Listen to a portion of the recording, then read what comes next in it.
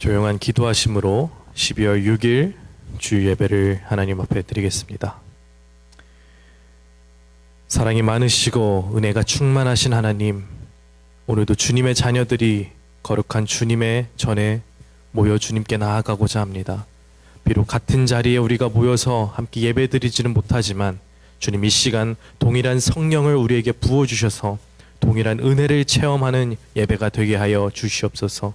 세상의 신을 벗고 주님께 나아가오니 우리의 마음을 주님의 보혈로 씻어주시고 이 예배를 통하여 회복되는 역사가 있게 하여 주시옵소서. 감사드리며 예수님의 이름으로 기도드렸습니다. 아멘. 이 시간 찬송가 84장 온 세상이 캄캄하여서 함께 찬양하며 나아가겠습니다.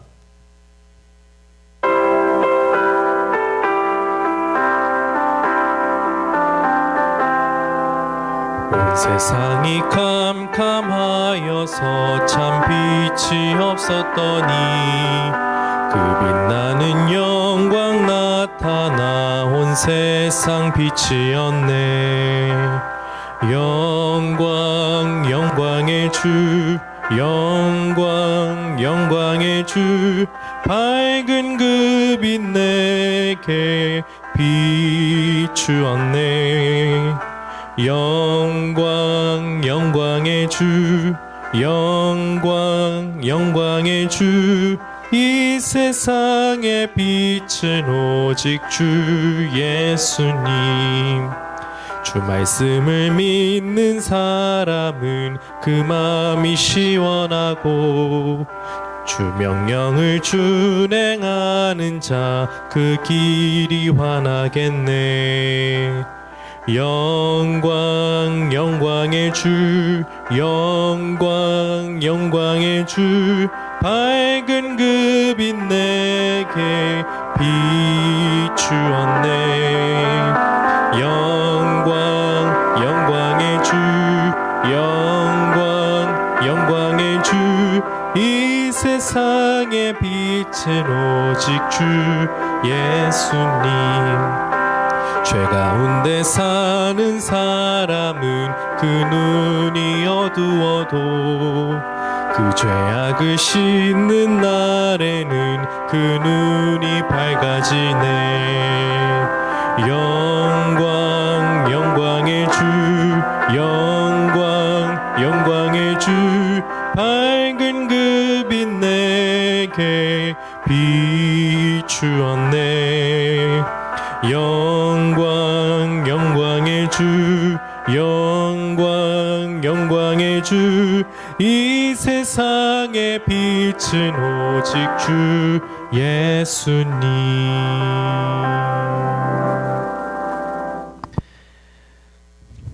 함께 기도드리겠습니다.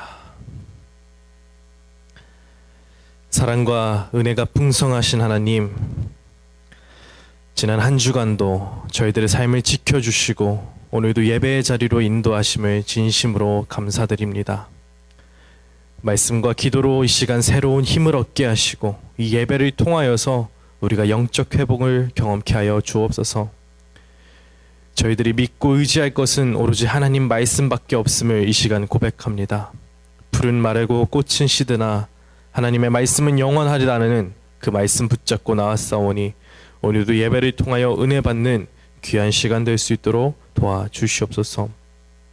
하나님, 특별히 올 한 해 가운데 저희들의 삶 속에서 늘 함께 하셨지만 저희들의 주인이 되어 하나님의 말씀하심과 인도하심에 순종하지 못해 저질렀던 많은 죄악들을 용서하여 주옵소서. 하나님의 뜻이 아닌 우리가 원하는 삶을 살고자 애썼던 저희들의 헛된 수고와 열심을 용서하여 주옵소서.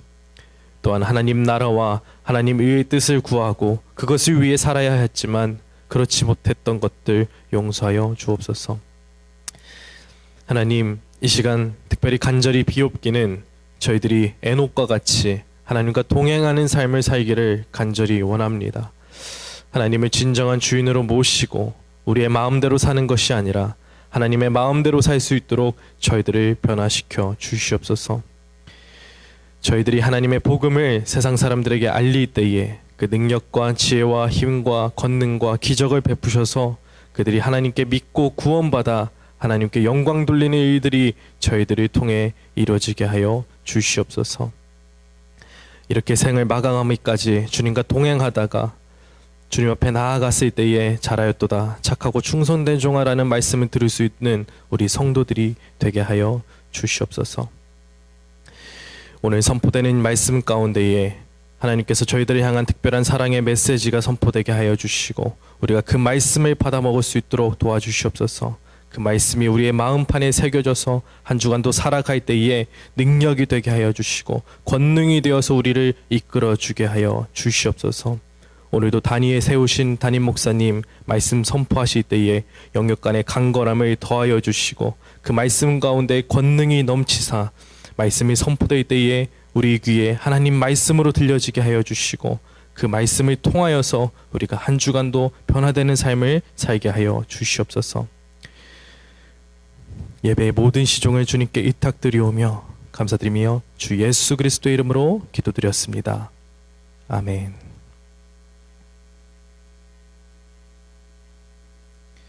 오늘 함께 은혜 받으실 말씀은 이사야서 9장 1절에서 7절까지 말씀입니다. 이사야서 9장 1절부터 7절까지 말씀입니다.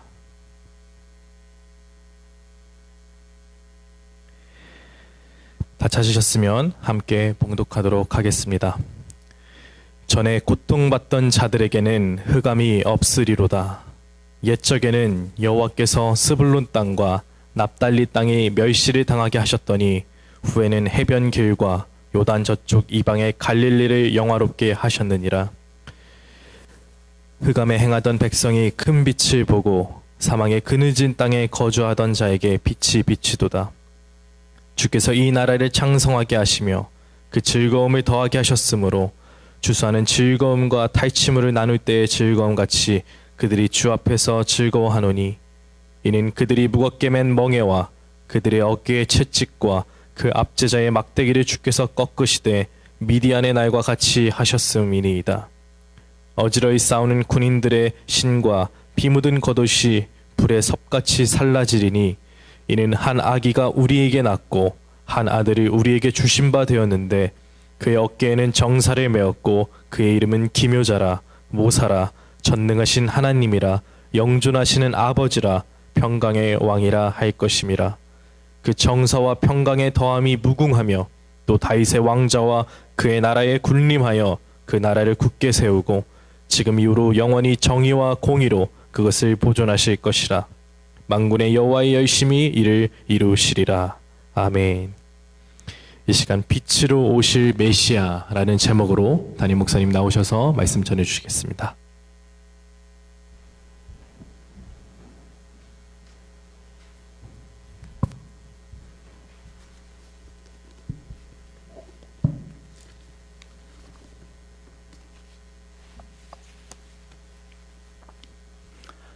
할렐루야. 주 안에서 사랑하고 축복합니다. 우리는 지금 대강절 절기를 지나고 있습니다.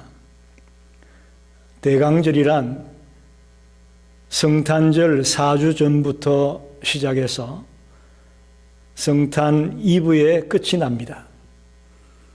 예수 그리스도의 나심을 준비하는 절기입니다. 성경 전체의 주제를 요약해보면 구약은 오실 메시아, 신약은 오신 메시아, 그리고 다시 오실 메시아라고 말할 수 있습니다. 특별히 구약 중에서도 가장 메시아의 탄생을 정확하고 자세하게 예언하고 있는 책은 이사야서입니다. 이사야 선지자는 예수의 탄생보다 약 700여 년 전에 이 사실을 기록하고 있습니다. 오늘은 이사야 9장 1절로 7절 말씀을 가지고 빛으로 오실 메시아라는 제목으로 함께 은혜를 나누고 싶습니다. 이미 예수님께서는 2000년 전 유대 땅 베들레헴에 오셔서 우리를 구원해 주셨습니다. 이미 오셨죠. 그러나 오늘 본문의 배경은 아직 오시지 않았고 미래에 오실 분으로 묘사되고 있습니다. 성탄절을 앞두고 있는 우리에게 오늘 본문은 많은 것을 가르쳐주고 있다고 저는 믿습니다. 먼저 하필 왜 이사야가 이 시점에서 메시아의 탄생을 예언하고 있느냐 하는 것입니다. 지금 유대 나라의 상황은 굉장히 암울합니다. 아람과 이스라엘 연합군이 공격해 옵니다.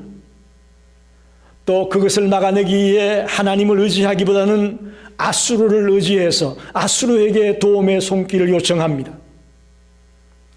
그래서 아수르가 아람을 정복합니다. 이스라엘을 정복합니다. 그리고 끝났으면 좋겠는데 아수르가 이번에는 도움을 요청했던 유다까지 공격을 합니다. 믿는 도끼에 발등이 찍힌 겁니다. 아하스 왕 때의 유다는 암울하기 짝이 없고 흑암과 같은 안타까운 상황에 놓여 있었음을 성경은 말하고 있습니다. 오늘 본문 1절, 2절을 읽어보면 흑암이라는 말이 두 번이나 나와 있습니다. 즉 이사야가 활동하던 이때의 유대의 상황은 암울하고 깜깜한 어두움과 같은 상황이었음을 말하는 것이죠. 이것은 예수님이 이 땅에 오실 때에 이 세상의 암울함과 어두움을 예표하는 말과도 같습니다. 죄의 근세로 인해 모든 사람들이 아무런 희망도 없고 소망도 없는 그런 안타까운 상황에 놓여 있을 때에 이 흑암의 세상 가운데 큰 빛이 오실 것이라고 말합니다. 구원의 빛이, 생명의 빛이 비치게 될 것이라고 말합니다. 그 빛이 누구냐? 바로 예수 그리스도인 것입니다. 예수 그리스도의 탄생을 말하는 것입니다. 예수 그리스도가 오심으로 죄로 인하여 흑암에 행하던 백성들이, 사망의 그늘진 땅에 거했던 백성들이 생명을 얻게 되고 빛 가운데 살게 될 것입니다. 사랑하는 성도 여러분, 하나님이 우리 가운데 보내주신 참 빛이 바로 예수 그리스도임을 확신하는 것은 우리 모든 그리스도인의 신앙의 핵심이고 기초라는 것을 아셔야 됩니다. 우리가 참 빛으로 오신 분이 예수님임을 알고 믿는 것과 모르고 믿는 것은 하늘과 땅 차이입니다. 세상이 어두울수록 우리는 빛으로 오신 그리스도를 붙잡아야 되고 빛으로 오신 그리스도를 의지해야 됩니다. 특별히 우리의 삶의 등대가 되고 또 우리의 발에 등불이 되셔서 우리가 아무리 험한 바다를 건너갈지라도, 아무리 거친 들을 지나가게 될지라도 빛으로 오신 그 주님을 붙들고 의지하고 달려나간다면 우리는 능히 그 바다를 건너가고 그 거친 길을 달려갈 수 있다고 믿습니다. 더 나아가 우리는 결국은 영원한 하나님의 나라, 빛의 나라, 그 천국에까지 이 주님의 빛을 따라 도달하게 될 것을 믿습니다.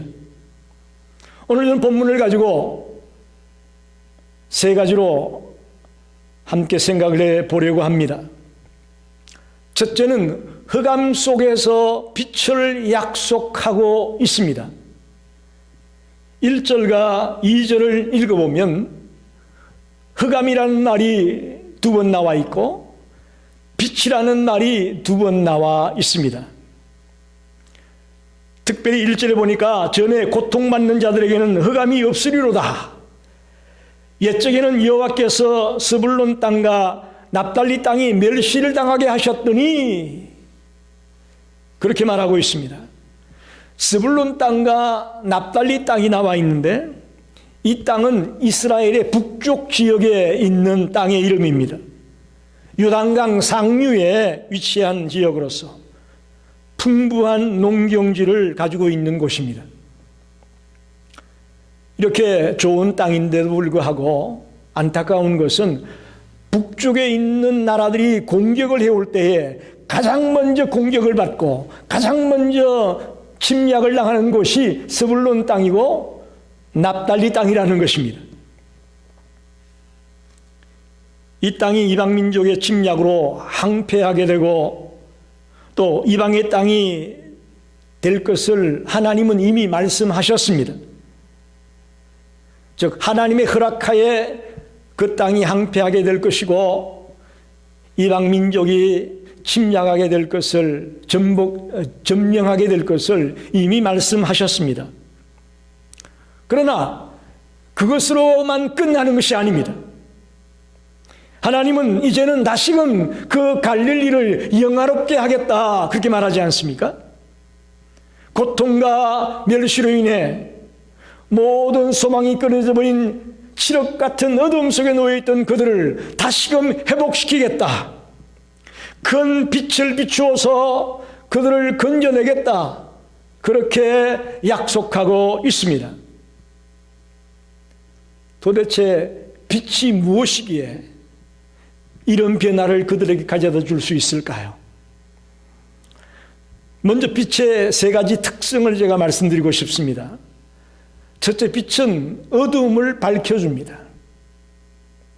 저와 여러분은 하나님을 알지 못했던 소경과 같은 존재였습니다.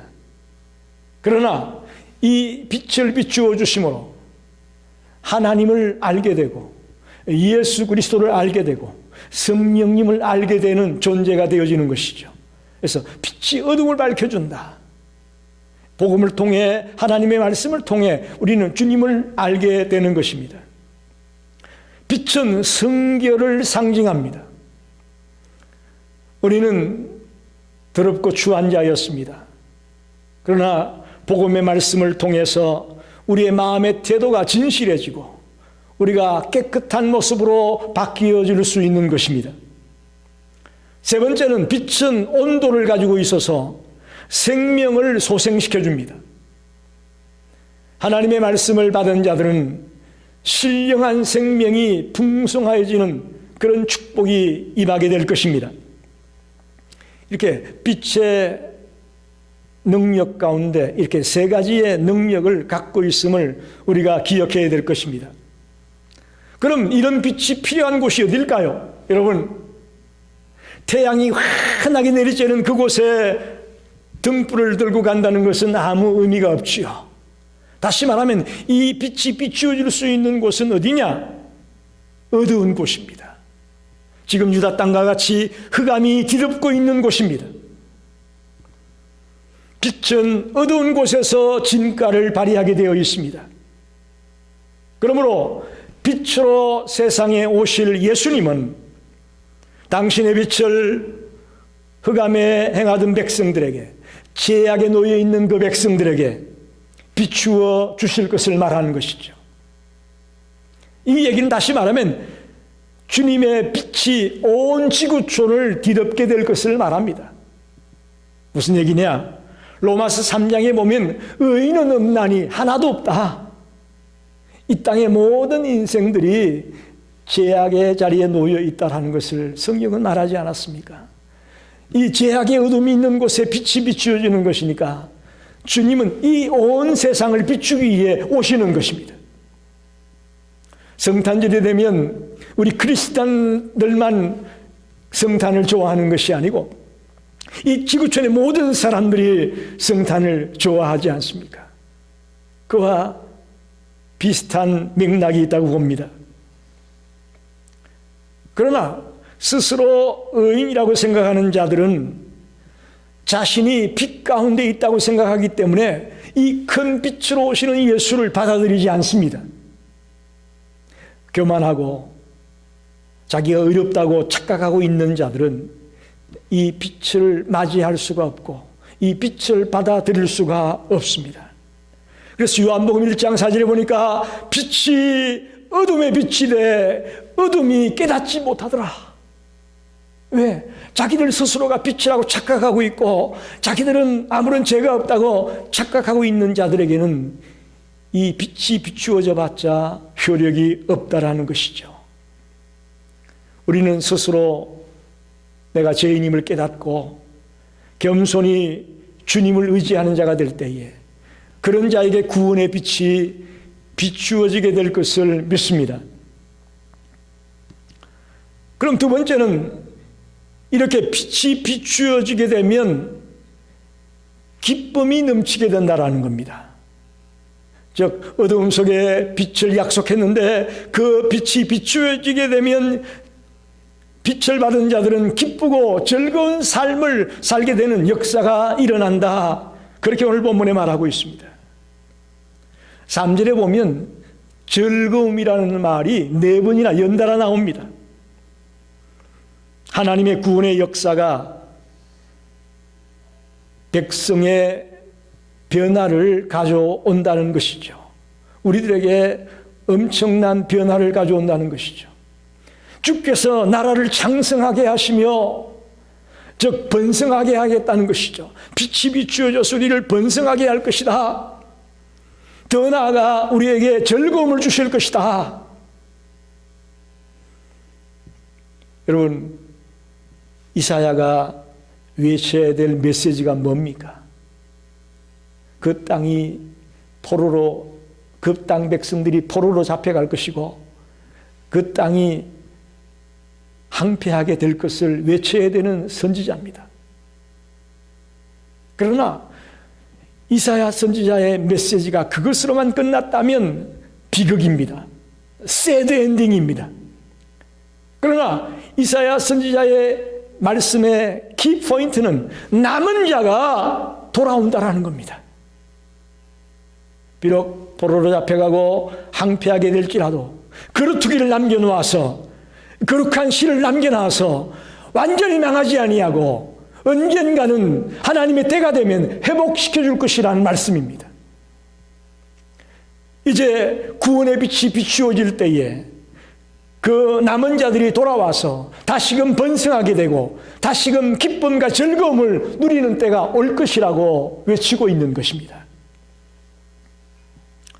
선지자는 이 새 시대의 기쁨을 두 가지 비유적인 표현으로 설명을 하고 있습니다. 첫째는 수확의 기쁨을 비유적으로 말하고 있습니다. 여러분, 농사 짓는 농부가 언제 제일 기쁠까요? 말할 것도 없죠. 추수할 때, 수확할 때에 제일 기쁘고 신납니다.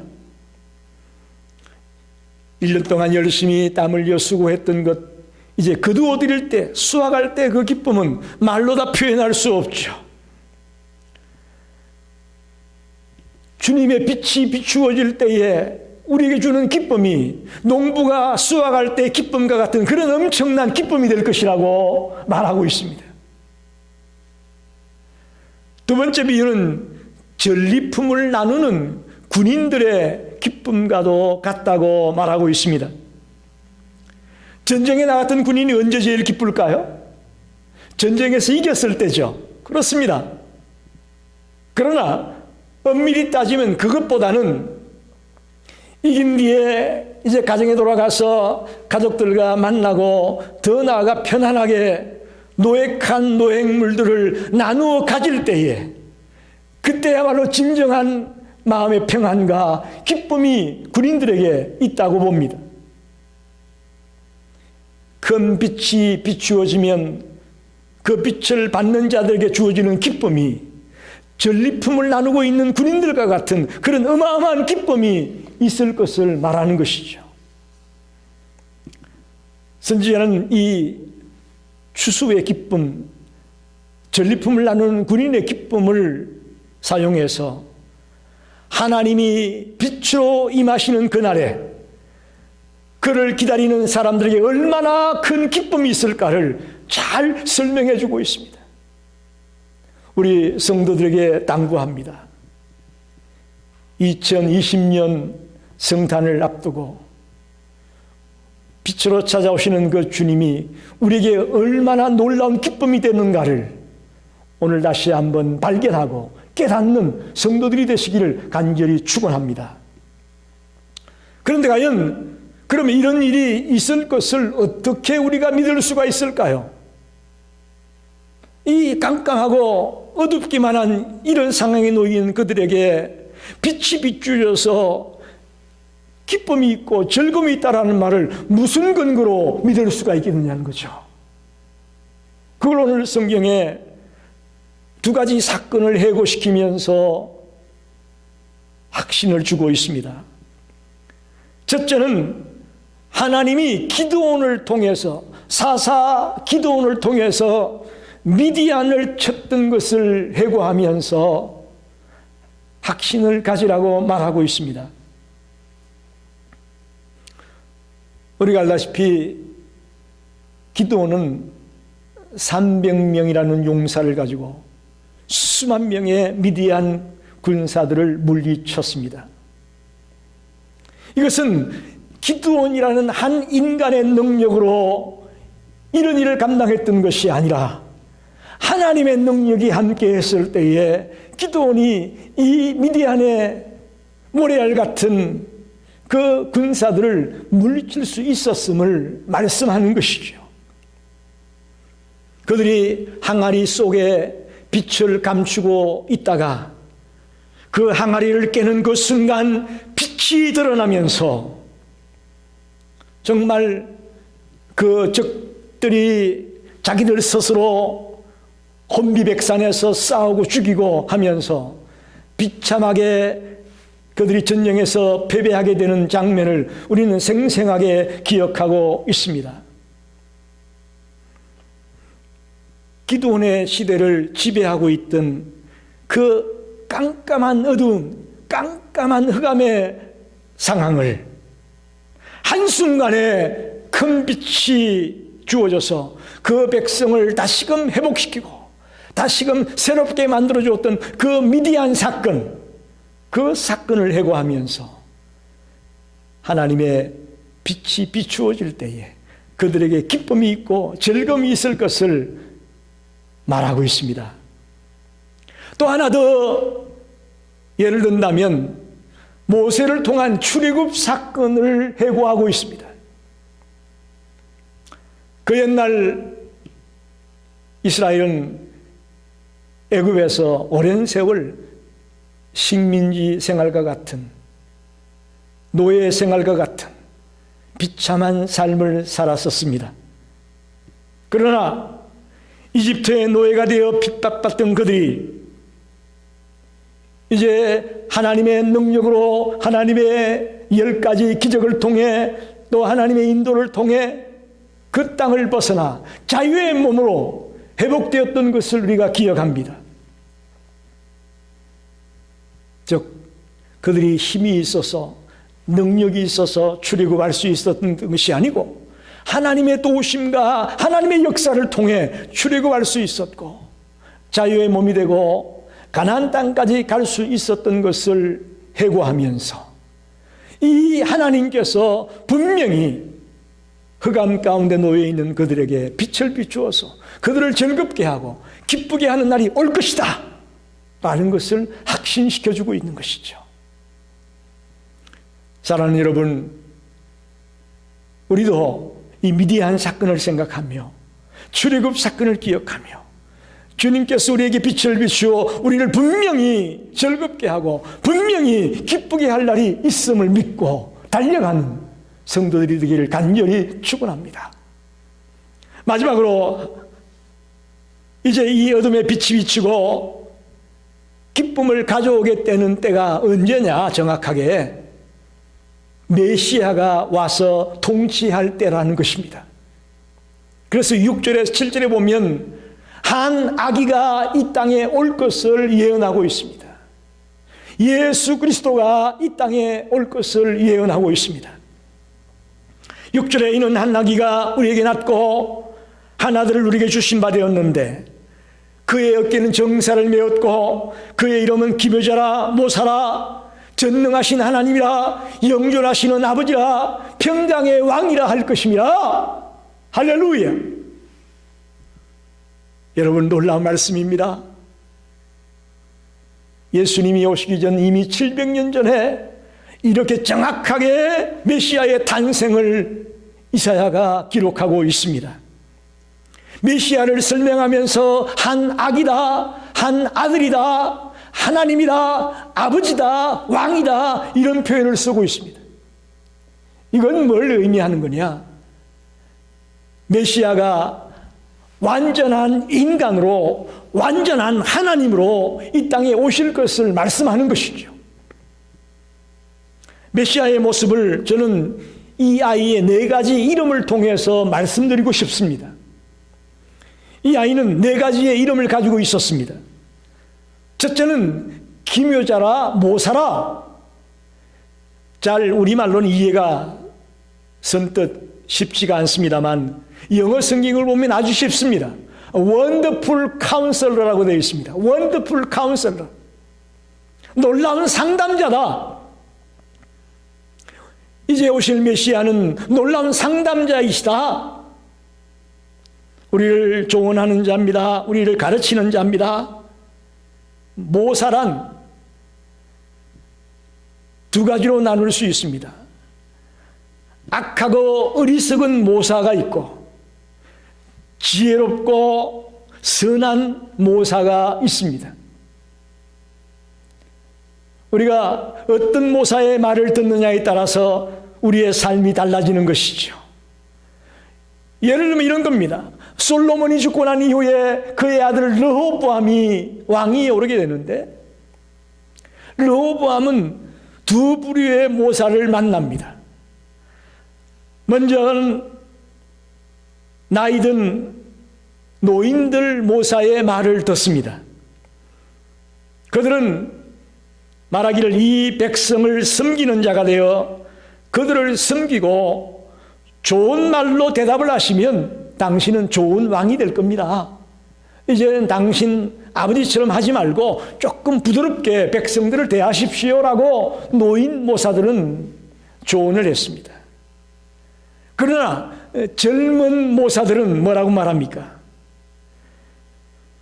내 새끼손가락이 내 아버지의 허리보다 굵다라고 말하면서 저들의 명예를, 저들이 지는 멍에를 더 무겁게 하라고 모사꾼들이 이야기합니다.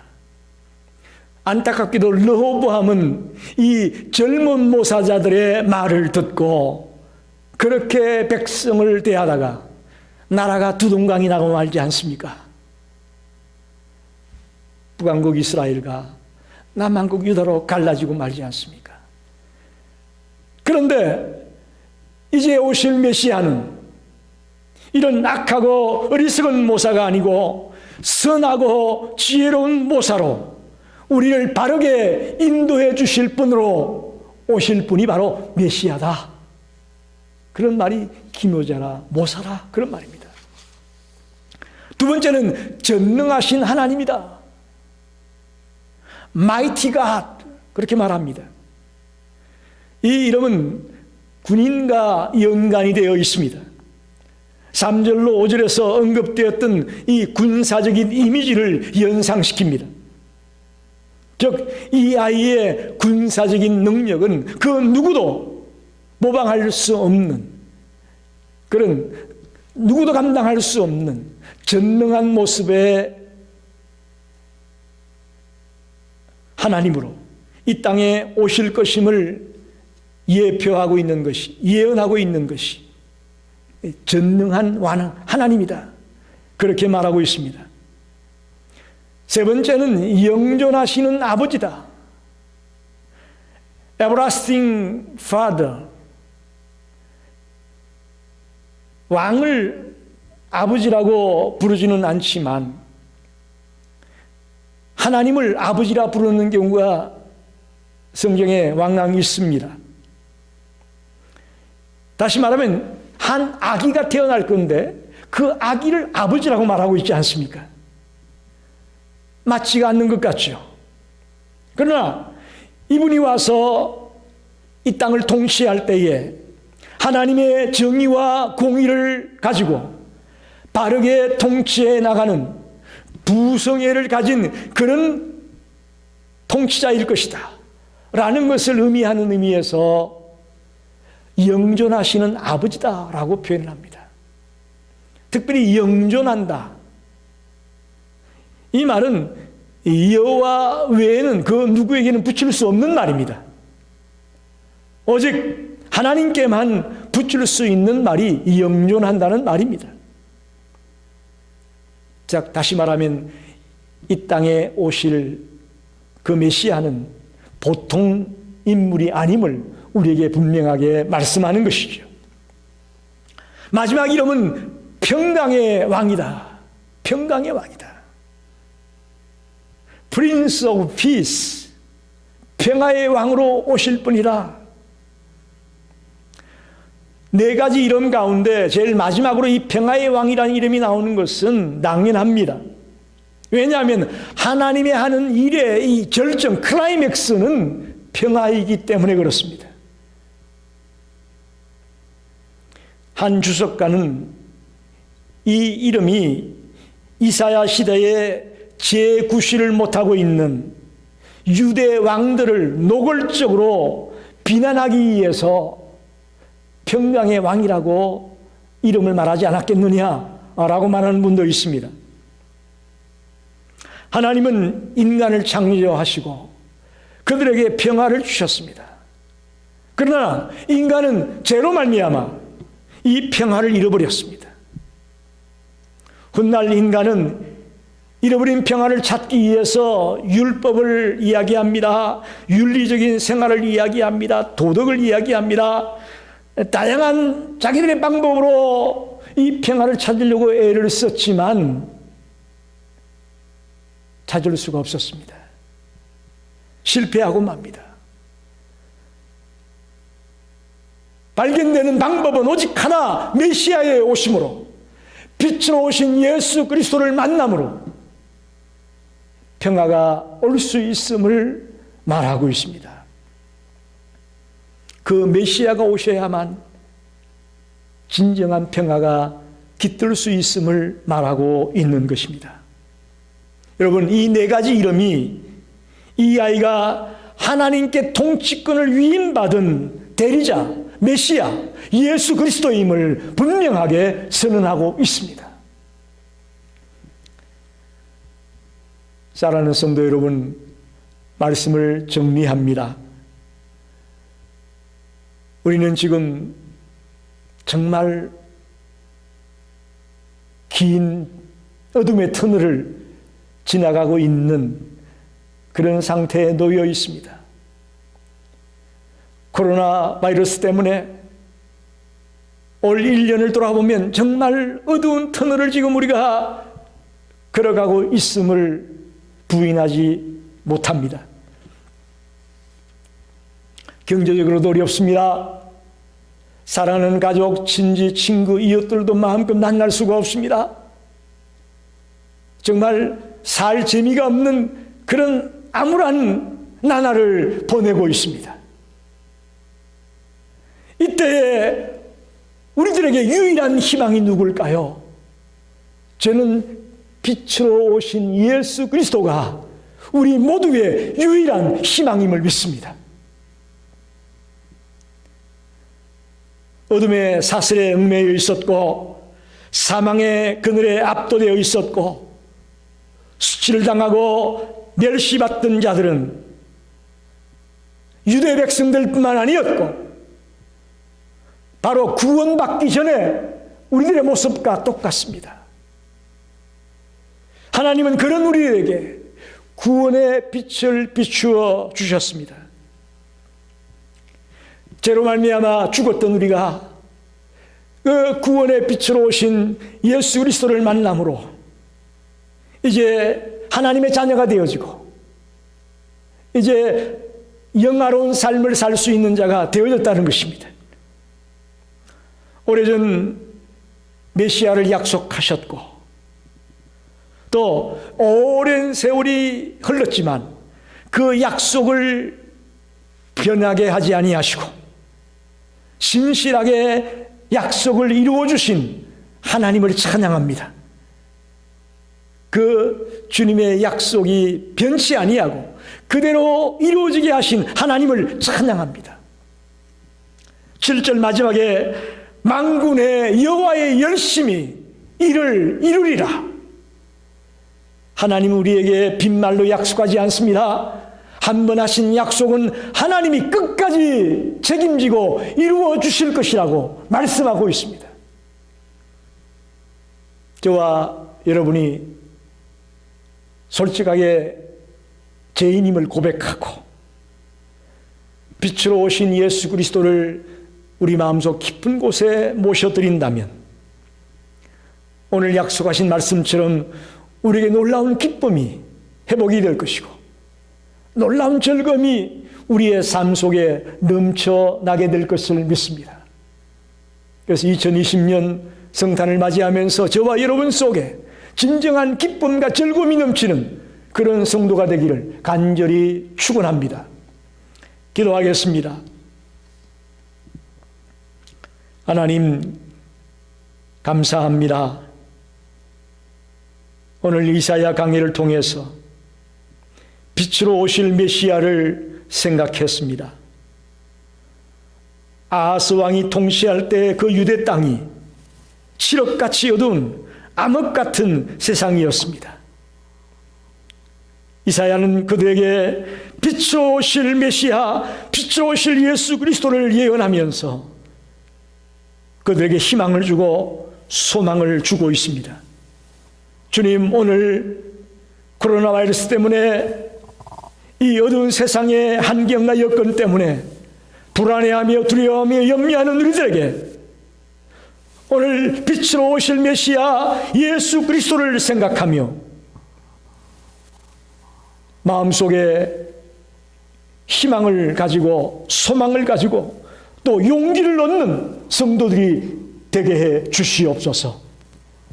주님께서 함께해 주심을 감사드리며 예수님의 이름으로 간절히 기도하였습니다. 아멘.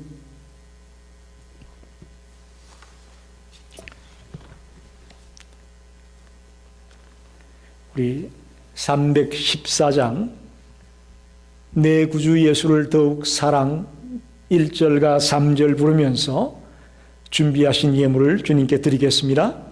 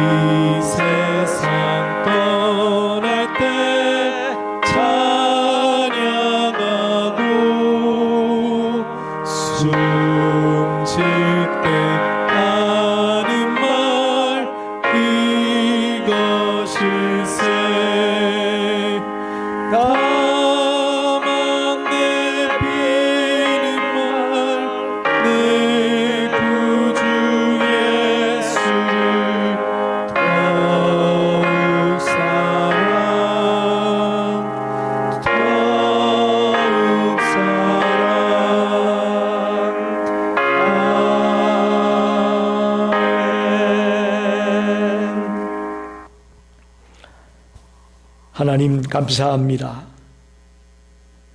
이 시간 말씀을 통해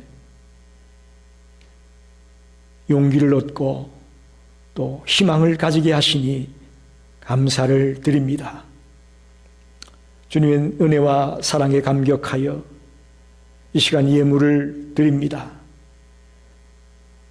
11조로 주정헌금으로 감사헌금으로 선교헌금으로 그 밖에 다양한 제목을 따라 자원하는 마음으로 이 예물을 드립니다. 사람에게 보이기 위해서 또 누군가 알아달라고 이 물질을 드리는 것이 아니라 나의 나된 것이 하나님의 은혜임을 알고 하나님의 은혜에 조금이나마 감사하며 보답하고자 이 예물을 드립니다. 주님, 이 귀한 손길들을 낱낱이 기억하시고 저들이 이 험한 세상을 살아가는 동안 물질 때문에 고통당하며 물질이 없어서 어려움을 당하는 처지에 들어가지 아니하도록 우리 성도들을 눈동자와 같이 지켜주시고 보호해 주시기를 간절히 기도합니다. 또한 이 귀한 물질들이 하나님의 나라 확장을 위해 사용되어질 때에 그 사용되는 곳곳마다 하나님의 역사가 일어나고 하나님의 기적이 일어날 수 있도록 축복하여 주옵소서. 주님, 아울러 기도합니다. 우리 성도들이 이 땅에 살아갈 때에 억울한 일을 당하지 않게 하시고 또 쓸데없는 지출이 생기지 않게 막아주시고 주님이 전우좌우를 지켜주심으로 또 늘 동행해 주심으로 어디에 있든지 간에 승리하는 삶을 살아가는 하나님의 자녀들이 다 되게 해 주시옵소서. 예수님의 이름으로 축복하며 기도하옵나이다. 아멘. 네, 감사합니다. 교회 소식을 전하겠습니다. 먼저 당의 주일이 다음 주일이 당의 주일이 되겠습니다. 그래서 당회를 준비하기 위해서는 우리 각 기관장님과 각 부장님들이 보고서를 내주셔야 됩니다. 여러분이 최대한 잘 작성해서 저에게 보내주시면 그걸 가지고 당회 자료집을 만들겠습니다. 여러분이 협력해 주기를 바랍니다. 그리고 12월 20일 성탄주일로 지킬 예정인데 그때는 성찬식을 진행하려고 합니다. 그래서 요즘 개인별로 따로 이 떡과 포도즙이 포장돼서 나오는 그런 것들이 있습니다. 그것을 지금 교회에서 구입해서 여러분 가정에 다 배달을 하겠습니다. 그래서 여러분이 동영상을 보면서 예배 시간에 그것을 따라서 성찬식에 참여해 주시면 되겠습니다. 그리고 여러분도 뉴스를 보셔서 알지만 지금 코로나 바이러스가 점점 더 확진자들이 늘어나고 있고 아주 감당할 방법이 없습니다. 제일 좋은 것은 외출을 삼가하고 철저하게 마스크를 끼고 늘 세정제를 가지고 다니면서 손을 씻는 것입니다. 그래서 바라건대 우리가 언제 다시 모이게 될지 모르겠지만 다시 모일 때 모든 성도가 다 건강한 모습으로 예배에 같이 참여할 수 있는 날이 오기를 간절히 원합니다. 그래서 특별히 조심해 주시기를 부탁을 드리겠습니다. 우리 다 일어나셔서 마지막 찬송 내 영혼이 연총 입어 1절 찬송하고 축도로 예배를 마치겠습니다.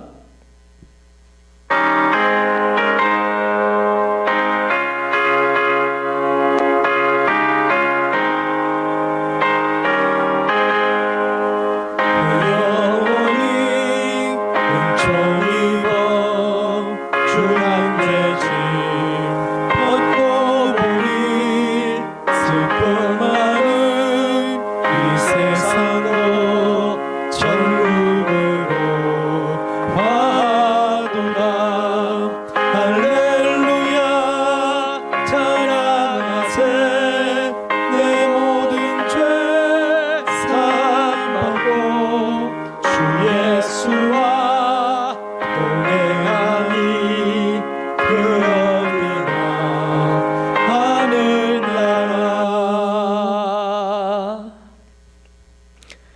지금은 온 인류의 구주가 되시는 예수 그리스도의 은혜와 하나님 아버지의 무한하신 사랑하심과 보혜사 성령님의 감동, 감화, 역사, 인도하심이 오늘 빛으로 오실 메시아, 빛으로 오실 예수 그리스도에 대한 말씀을 듣고 용기를 내고 희망을 가지고 있는 우리 모든 성도들 머리에 이제로부터 영원토록 함께 계시기를 간절히 축원하옵나이다.